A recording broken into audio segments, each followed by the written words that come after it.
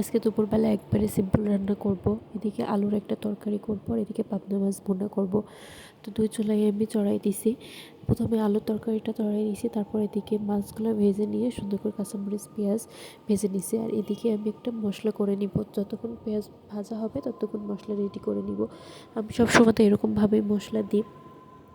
তো প্রথমে বলি কি, যত রকমের গুঁড়া মশলা আছে সমস্ত মশলা মিক্স করে নিই, তাহলে মশলাটা তেলে পড়ে যায় না আর সহজে হয়ে যায়।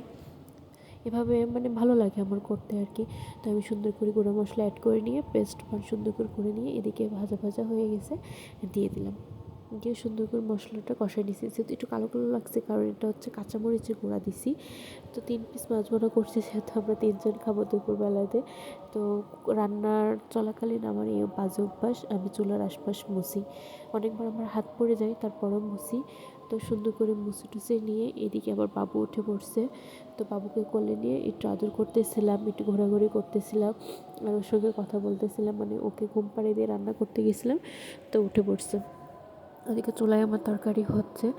তো সব কিছু গোছে ধুয়ে বাবুর কাছে আসছে। এখন বাবুকে একটু সময় দিব, বাবুকে একটু খাওয়াবো, ঘুম পাড়াবো। আর বাবুর গোসলের টাইমও হয়ে গেছে, ওকে গোসলও করাবো, দিয়ে তারপর আবার ঘুম পাড়াই দিব বাবুকে।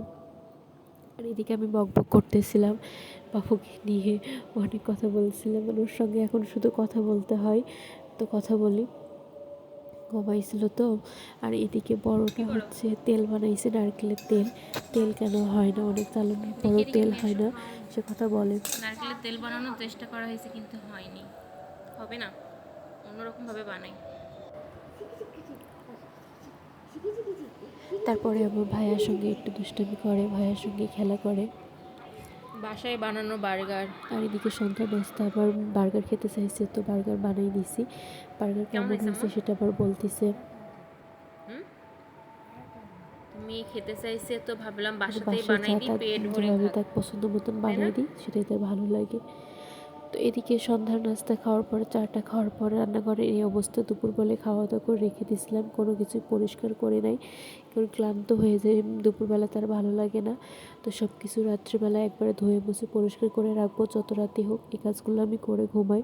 সন্ধ্যাবেলা রাত্রের খাবার সব খেয়ে একবারে ক্লিন করে রাত্রে ঘুমাতে যাব, সেটা 12টা হোক আর 1টা হোক। আর যেহেতু বাবুকে ঘুম পাড়াই করি, তো অত সমস্যা হয় না। আমার ভিডিওটা যদি ভালো লাগে অবশ্যই আমার চ্যানেলটি সাবস্ক্রাইব করবেন।